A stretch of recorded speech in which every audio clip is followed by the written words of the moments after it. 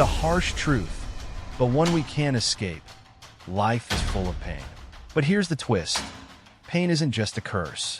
It's the raw material for growth, the catalyst that forces us to evolve. When you embrace the struggle, you're not just surviving, you're transforming. Stress, with its relentless pressure, isn't the enemy. It's a force that can carve you into something stronger, something more resilient.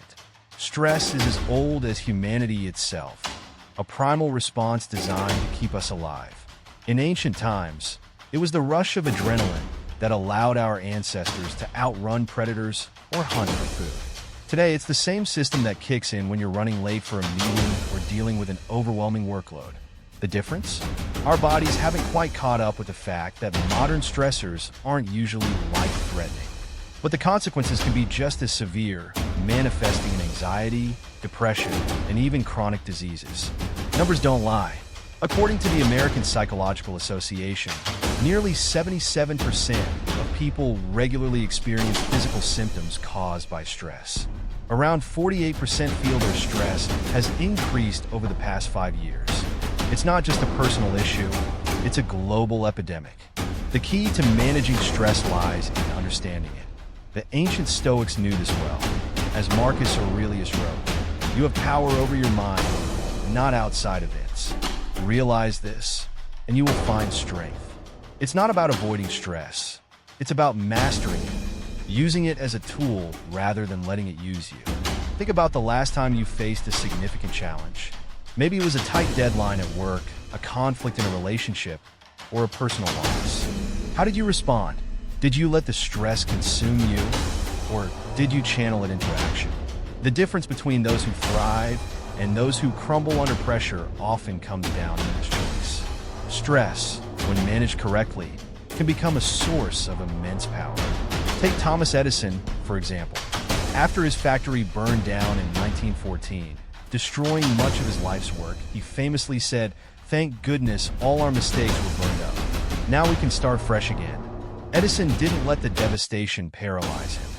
He saw it as an opportunity to rebuild better, smarter. But how do we reach that level of resilience? It starts with awareness, knowing when you're stressed and understanding your triggers. Once you've identified these, you can begin to change your response. This is where the power of choice comes in. As Viktor Frankl, a Holocaust survivor and renowned psychiatrist, wrote in his seminal work Man's Search for Meaning, between stimulus and response, there is a space. In that space is our power to choose our response. In our response lies our growth and our freedom. Modern psychology echoes this sentiment. Cognitive behavioral therapy, CBT, one of the most effective treatments for stress, anxiety, and depression, is built on the idea that our thoughts directly influence our emotions and behaviors. By changing the way we think about stress, we can change the way it affects us. Imagine stress as a wave. You can't stop it from coming, but you can learn to surf it. Mindfulness practices like meditation and deep breathing are the tools that help you keep your balance. Studies have shown that mindfulness not only reduces stress, but also increases gray matter in the brain, enhancing your ability to manage emotions and make better decisions. Physical exercise is another powerful ally in the fight against stress.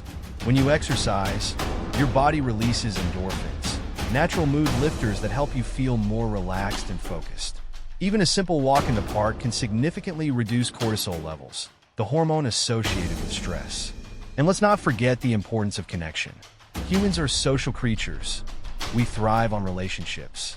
A strong support network can make all the difference when you're under pressure.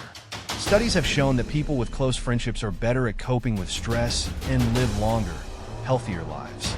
But what if you're feeling isolated? This is where self-compassion comes in. Treat yourself with the same kindness you would offer a friend. As psychologist Kristen Neff puts it, self-compassion involves treating yourself with the same kind of care you would treat a loved one who is struggling. It's about acknowledging your struggles without judgment and understanding that everyone faces challenges. The future of stress management lies in integrating these ancient truths with modern science. As we continue to understand more about the brain, we're discovering that stress doesn't have to be a life sentence.